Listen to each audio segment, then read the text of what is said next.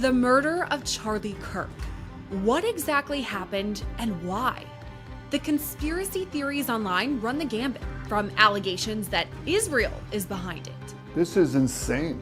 to theories that President Donald Trump arranged it all. This is a dark moment for America. We're parsing through the conspiracy theories about Charlie Kirk's death, which theories hold any weight and what others make no sense at all. This is Scandal, presented by Law&Crime. I'm Gillespie.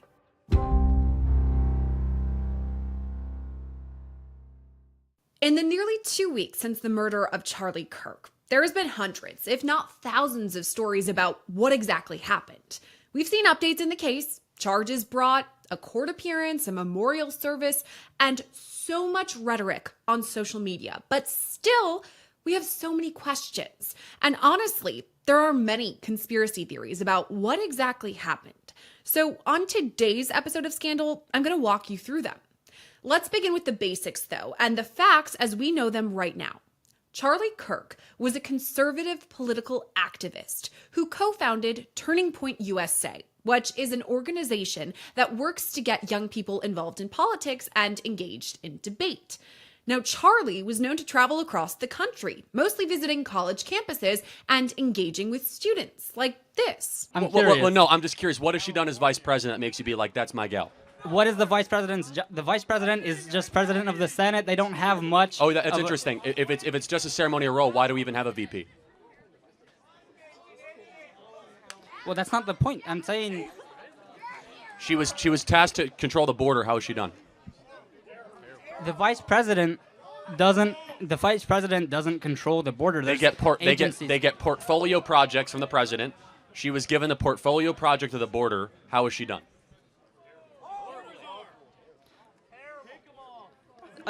Again, she doesn't make any individual. I don't think she makes a top-down decision about the border. She made a decision to reverse 50 Trump executive orders. Do you think Kamala Harris has done an objectively good job managing our border?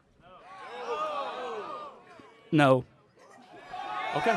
I appreciate the honesty. And that leads us to September 10th, when Charlie was doing just this, traveling to yet another college campus for a speaking engagement. This time, it was Utah Valley University. Wow, look at that. Beautiful. Look at that.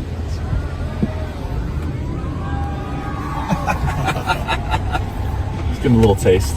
And by now, you know what happened. Just referring to the court docs, approximately 15 minutes into the event, Mr. Kirk was answering a question about mass shootings by transgender individuals when a gunshot rang out.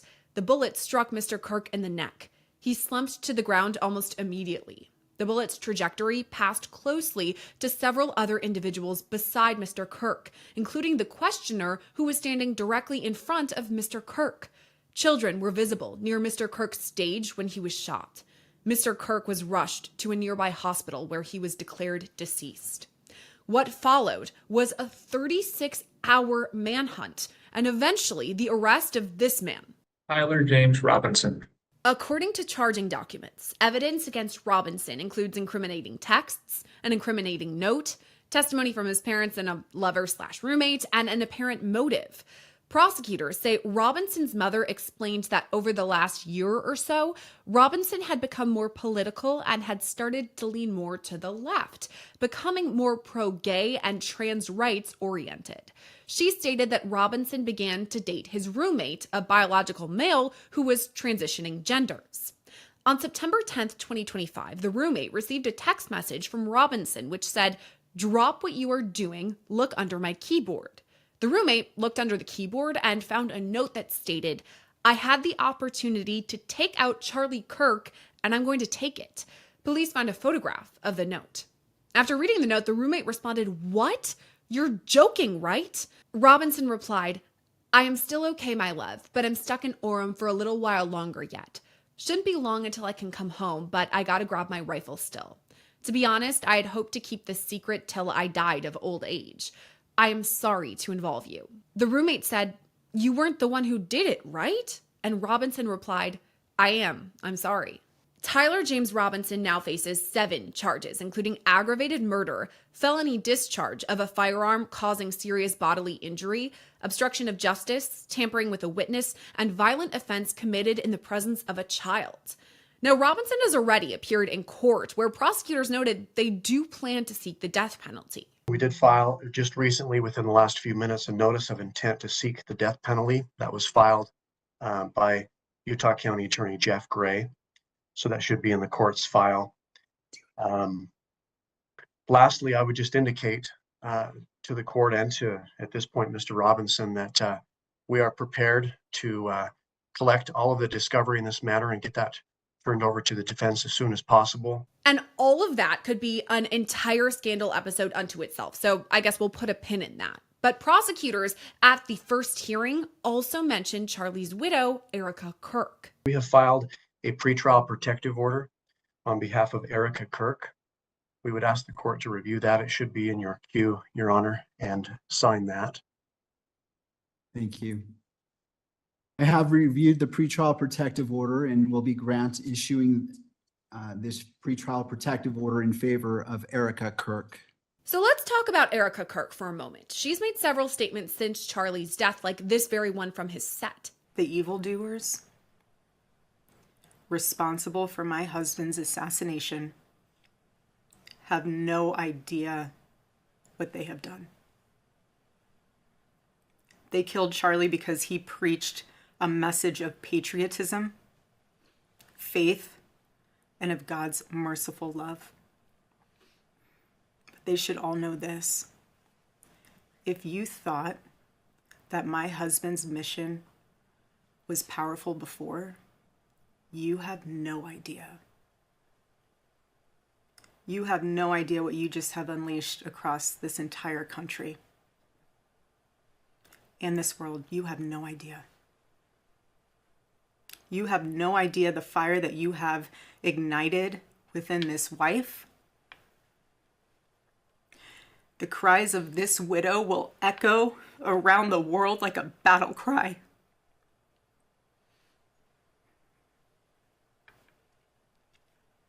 To everyone listening tonight across America, the movement my husband built will not die.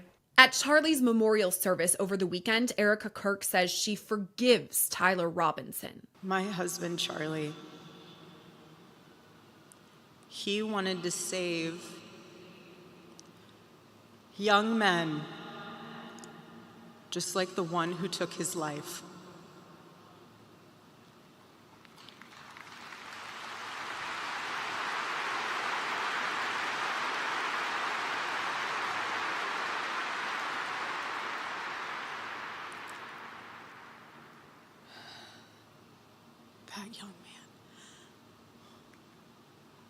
That young man, on the cross, our Savior said,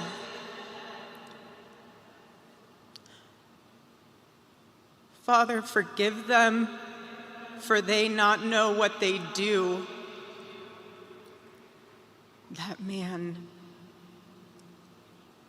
that young man, I forgive him.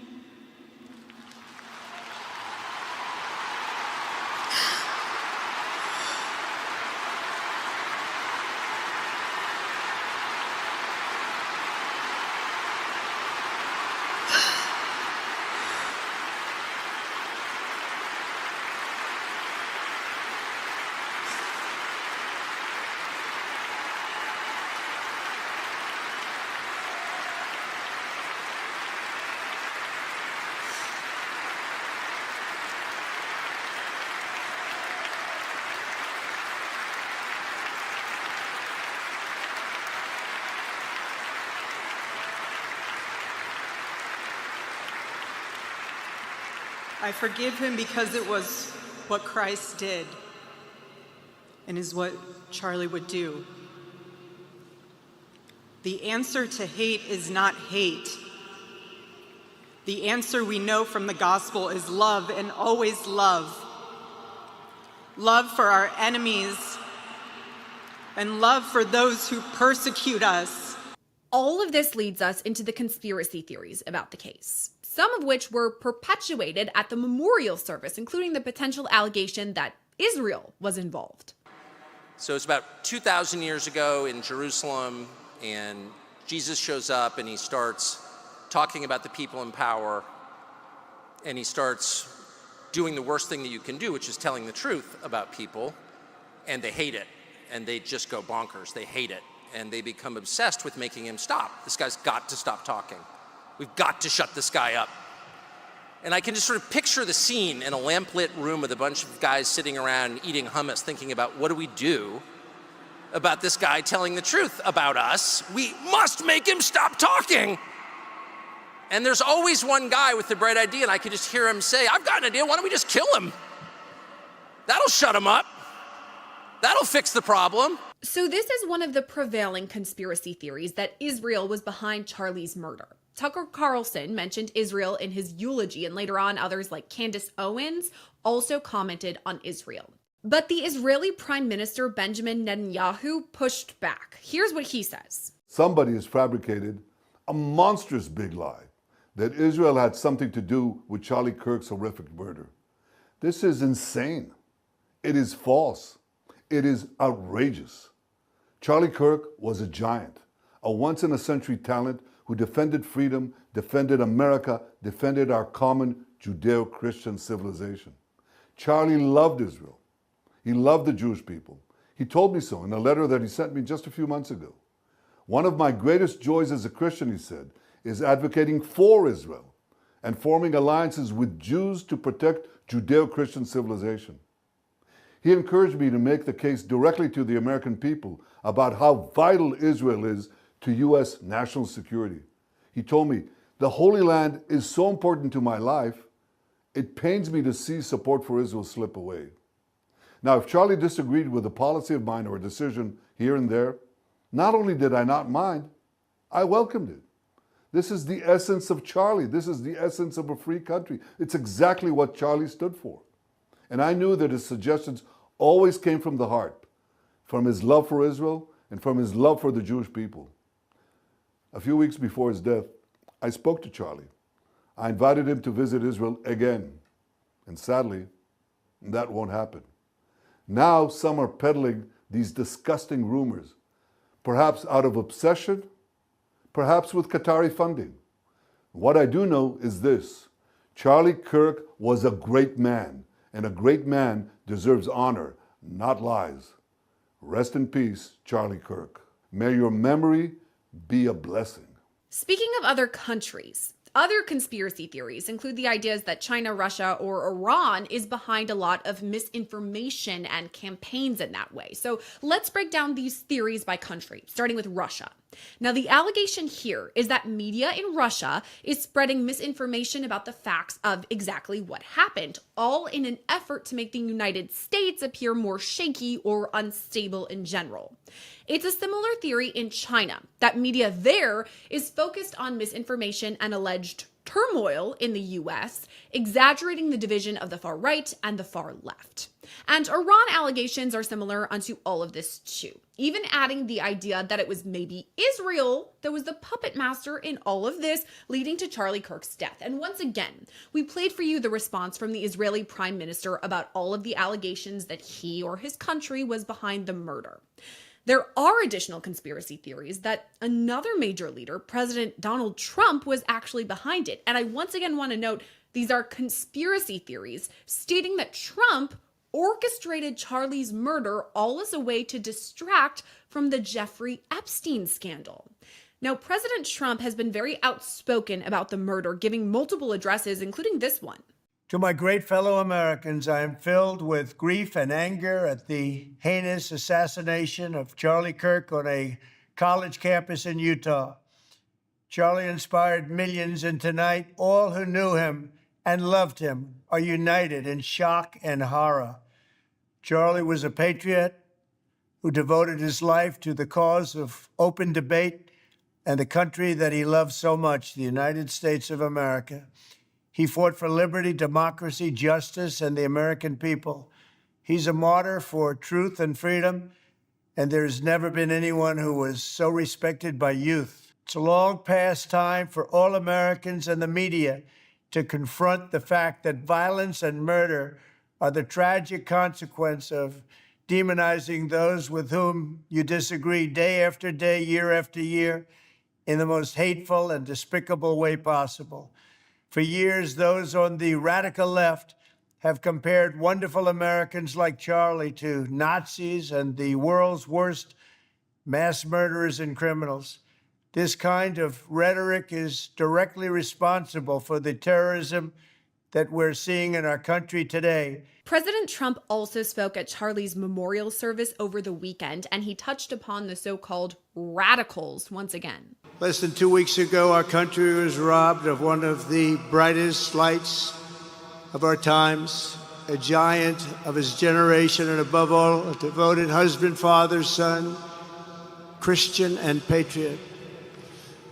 Charles James Kirk was heinously murdered by a radicalized, cold-blooded monster for speaking the truth that was in his heart. He was violently killed because he spoke for freedom and justice, for God and country. I call it the radical left. I call it sometimes the radical left lunatics. But Charlie didn't say that. He called it the left. He was probably right, but I can't help it. And this leads into yet another conspiracy theory, that the alleged shooter, Tyler Robinson, was groomed by a trans terror cell. Now, this theory is supported by the etches found on one of the rounds discovered by investigators. One of them reads, "If you read this, you are gay, LMAO." Now, this theory is slightly perpetuated by Robinson's relationship with his roommate, and that leads to yet another conspiracy theory, that the text messages released by prosecutors are fakes. Now, I read a few of these messages out before, but they're texts between Robinson and his roommate where he seemingly admits to the murder. For example, the roommate says, "Why?" Robinson replies, "Why did I do it?" The roommate says, "Yeah." Robinson says, "I had enough of his hatred. Some hate can't be negotiated out. If I'm able to grab my rifle unseen, I will have left no evidence. Going to attempt to retrieve it again. Hopefully they've moved on.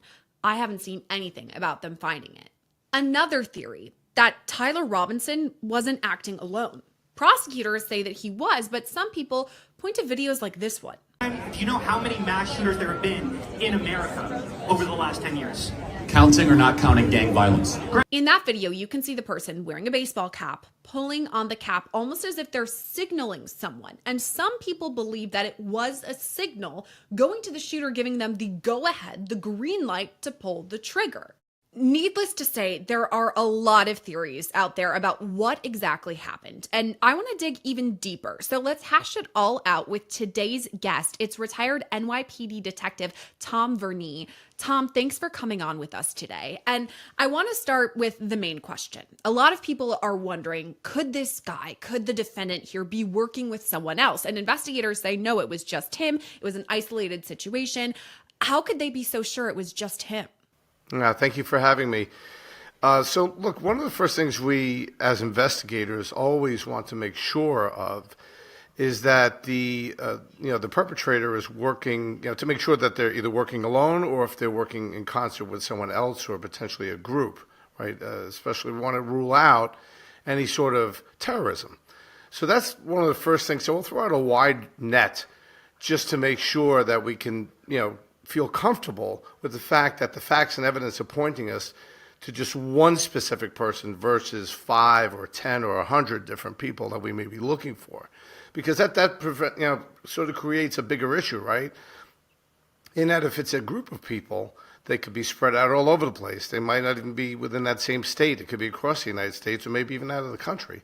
So that's always the biggest concern, is that this act was not purported by someone or a group of people where we now have to search all 5 corners of the earth to track down each and every one of them.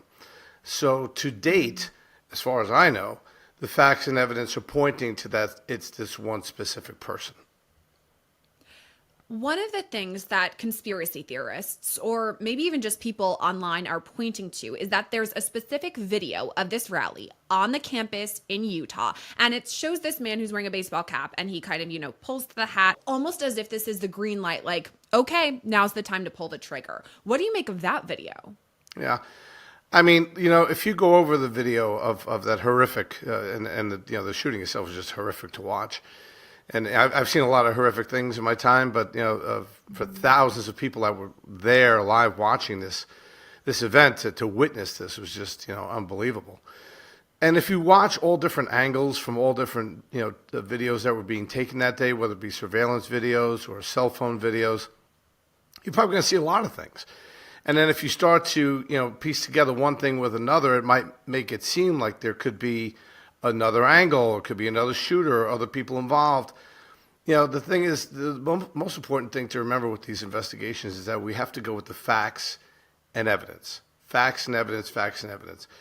In this day and age that we live in, it is very easy to just go off on a tangent and start 100,000 different conspiracy theories.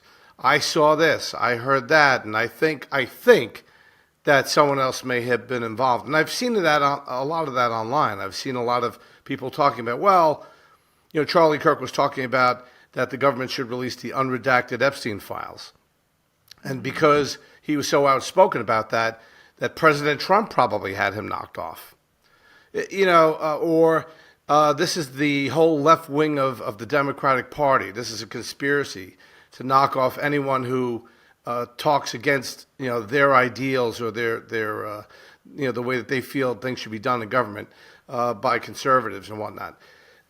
Again, we could go crazy and make up a million different theories as to who did this and why it was done. To this day, what we know, based again on the facts and evidence, is that we have this one deranged individual. What his political persuasion is, who he grew up with and was socialized by. These are all bits and parts of the investigation itself. But at the end of the day, let's put the blame where it belongs, and that's on someone who was deranged, who had possession of weapons and did great damage with that weapon. You brought up so many good things in that answer, and I do want to highlight the fact that this is traumatic for the American public just to have to go through and, read about someone was killed, someone was shot, but also the people who were there. One of the charges is in relation to something like this happening in front of children. So imagine not only just Charlie Kirk's children, but the children who are there. These are young kids who are on a college campus to see something so horrific. I think number one, we got to highlight that. But number two, a couple of the theories that you brought up there, we've talked about other countries, whether President Trump was involved in this, whether it's some sort of trans terror cell as the background. So let's kind of parse through all of those. If we're talking about other countries, a big one that has been kind of flagged in all of this is maybe Israel. Maybe they were somehow involved in it, whether it was the prime minister or someone who was Israeli in general. Now, again, the Israeli prime minister has come forward and said, I was pals with Charlie Kirk. This is a tragedy. We, Israel, had nothing to do with it. But what do you make about those allegations that maybe someone in Israel was pulling the strings? Yeah, I think what I've seen happening online is that there are people who, everyone has their own sort of take on what took place there, right? Based on their own sort of political persuasion and based on their own beliefs and whatnot. So you're going to have people on the right saying, well, this is a trans terror cell. I've never heard of such a thing as a transgender terror cell. I hadn't heard of that either. Yeah, so that would be something new. Look, the transgender community, whether you understand the whole concept of gender identity or not, this is a community that's been kicked to the curb 6 ways from Sunday, right? And I don't understand, quite frankly, the whole. I'm not of transgender experience, so I can't speak to that. However, these people are human beings. And the fact that someone doesn't understand the fact that they identify differently than you do based on whatever parts or accessories you have, that's okay to not understand it, but to treat someone disparately because of the way they identify their gender is just not, that's not what we should be doing here as a people, right? Having said that, on the flip side of the coin, when you have people who identify themselves as conservatives, right, or far, wing or far right wing, they have a certain belief, whether it's based or rooted directly in their religion or based on the way that they have been raised or socialized to believe certain ways about the way this country should be operated or the way the country was founded, and that we're no longer living in that type of society and so forth. Yeah, everyone has their own different beliefs, but the bottom line is we all have to live here together. That we can't be a United States of America when we're so greatly divided. And that's the big problem here. We can agree to disagree. But again, as far as this incident goes, we have to try to keep a level mind about this and go with what we know with 101% certainty. Going off on talking about the Israeli government's involved, or the Russians are involved, or President Trump is involved, or a radical group of transgender people are involved. I can't even go there. As an investigator, it's almost against my nature to go there. I have to go with the physical and forensic and ballistic evidence, as well as visual evidence, with all the videotape that's been collected so far. And that's what I am, as an investigator, would be going with. That's what they out in Utah are going with. That's the evidence that's been collected so far, and that's how you build a case to figure out who exactly was responsible. We want to know who was responsible. Make sure that if there are other wingnuts out there, that there isn't there aren't dangerous people still running around with some sort of agenda that we need to take a look at.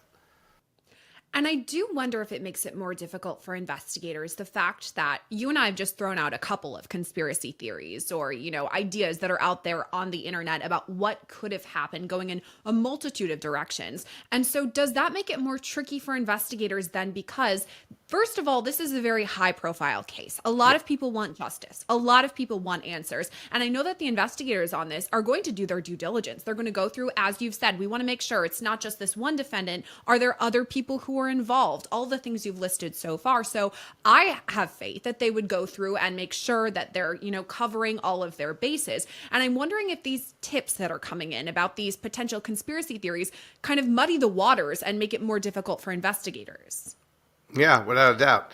I mean, the thing is, when something like this, when any crime happens, the police always rely on and hope for good, positive feedback from the public, right? With getting as much information as possible. If anyone saw anything, if anyone heard anything in relation to this incident, we want the public to respond with as much critical and timely but concise and accurate information as possible. This way we can go and check that lead. An investigation like this with thousands of people who bore witness to this unfortunate tragedy, that's a hell of an investigation to have to go through. And you talk about multiple agencies as well, right? So now we're crossing over local, state, and federal lines here. So it's a lot of people that have to investigate this one incident with many, many people to talk to. Lots of physical and other types of evidence that have to be collected. So this way we can sort of corroborate one thing against the other to make a solid case against whoever was responsible.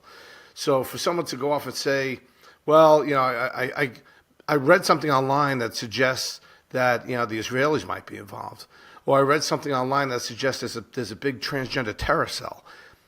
All it's going to do is it's going to waste time and resources when they have no real solid evidence to support that, right? So it's good. It takes investigators away from good, solid information that they should be following up on, and connect that to another lead, so we can now get this case sort of wrapped up as quickly as possible. Although these cases tend to go quite a while, even after the arrest has been made, they're still investigating. I mean, the magnitude of all of this, first of all, the number of witnesses that we have, and then additionally, all of the tips that are coming in. To your point, they have to go through and make sure, what is accurate, what is not, what is a real tip, and what is just this weird conspiracy theory. And one of the other theories that kind of is floating around out there too on the internet is that some of the text messages that have been released from the defendant here, Robinson, and his roommate or lover, the person that he was having relations with, I guess, these are fake text messages. They're not even real. And what's interesting is that I read through the texts straight from the charging documents. These are from prosecutors. These are, court documents. That's where I got the text messages that are featured in this episode. And some people are saying, oh, these aren't even real. This isn't what happened. I mean, what can you say to that? I mean, why would government officials put forth these, text messages if they weren't real? Yeah, again, I think some of these theories are born out of, fear that some people are trying to make a sort of slant this case towards one type of individual or group of individuals. Text messages and phone calls and, all this stuff, as far as the cell phones are concerned, they're going to get pings off of the different cell sites, and that's going to give us the evidence that we need as far as where the cell phones were and what was, in location and to geopoint that stuff together. And then, they're going to have to subpoena all the different, cell phone companies to get copies of whether it be phone calls or text messages and stuff that would be submitted into court. So, those things are all done through the court. That these are subpoenas that are done to, let's say, for argument's sake, whether it be Verizon or AT&T or Google Fi, and then they get that information back, and then if that information is submitted to the court. So that's all done very officially, right?